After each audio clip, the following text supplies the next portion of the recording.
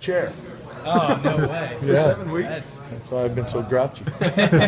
So what'd you do? I don't know if I said already. What happened to yourself? Old injury, put it off forever, and they finally said, you got to do it now. So What's forever, like, since you played? Or yeah, how long probably you talking? forever. It bothered me forever. Finally couldn't function. So how you guys doing? Good. Good. Can some of your players relate to you? You know, like Barnett has the shoulder. And Well, that's right. I'm just trying to be one of the guys because I think last year we had 6, this year 3 or 4, so they're all wearing the sling. So had to be part of the group. Well, speaking of the guys that are actually out on the field, I think at times you had 5 or 6 scholarship linemen out there today.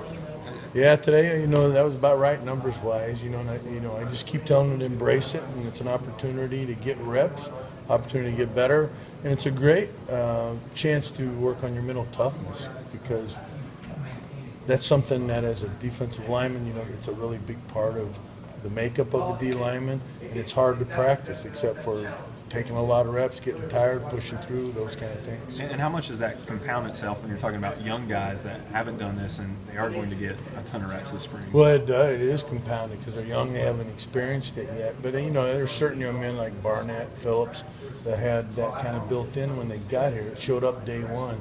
And so it's great that they're behind them and they're talking to them about it and they're encouraging them. I think the older guys, the ones that are out, have done a great job of coaching, watching the footwork, watching the hand placement, those kind of things. So it's one thing if Coach Ollie or myself's yelling at them, but it's different if Derek or one of the guys is talking to them about it. So it's good stuff. You guys were obviously even more thin last year. What did you kind of learn from that experience in terms of how to make the most out of it when you're missing that many guys? Well, I think this, it's a team first, so nothing's going to slow down the team. So we're going to get every rep that's designed to be, had. And so, but it's just, I just tell them they got to embrace it. And I'm not sure we embraced it greatly today, but we got through it, we pushed through, and I think they're learning from it. It's practice 5, and really only 3 of those have been in pads. So I think, situations like today where you're just pushing through is good for them. For guys like Austin and Darryl, that maybe in any other year they wouldn't get this amount of reps, how maybe quick does this kind of jumpstart them knowing where they are? And well, it what they really can do? jumpstarts them. And then Darryl had to run with the ones at time today. So that adds a little pressure that you're on the first defense, you're on the orange swarm. So that's all great experience. It's the ability to put them in uncomfortable situations and let them learn through that. How far has Darryl come since he first got on campus last year? Yeah, you don't even recognize him. And he walks in the room, he looks like a totally different person. His numbers are unbelievable. He's put on so much weight, and his energy level continues to just be outstanding. And so he's really developed. Austin Smith is going through some of those growing pains. I'm moving from linebacker to, like today we hit the sled. Well, some of the guys that haven't hit it 1,000 times, that sled was winning some reps today. So, so it's again, great experience for Darryl and Austin. Do you guys see Austin in a similar situation that you had Kurt before? Is that going to be something that you guys? Yeah, exactly.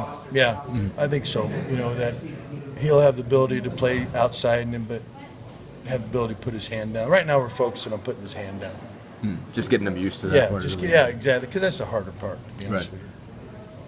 What have you seen from Khalil McKenzie this spring so far? Oh, as soon as you guys see Khalil, tell him to get down, get lower. Okay, so you guys can all pass on that message. So every day in film, I say, I stop the camera and I say, coach yourself, and he says leverage. So for him, learning to get his pad level down is still a key issue and something that we're working tremendously hard on. Has he grown up enough to really embrace that kind of coaching? And I think he has. I think it has a little bit to do with his family background too, that he wants to be coached. He's been not only in his career, but more so on the practice field at a higher level, so he sees what coaching can do. So he embraces coaching. He's a very coachable young man, and he's very intelligent. He gets it. We got to continue to improve. What are you seeing from? Go ahead. I was going to say Quay-Paku. That's what I was going to say. He looks different than a Khalil or He Shai. has. Well, he's a change of pace. He's like our tailbacks. There's different styles. He adds a different dimension. I always tell him play to his strengths, which is the mobility, which is the quicks and all those things. Quay is one of those young men that mental toughness is an issue where he's got to fight through some things. When he learns to do that and learns to utilize his assets, the quickness and speed, I think he can be a really good player.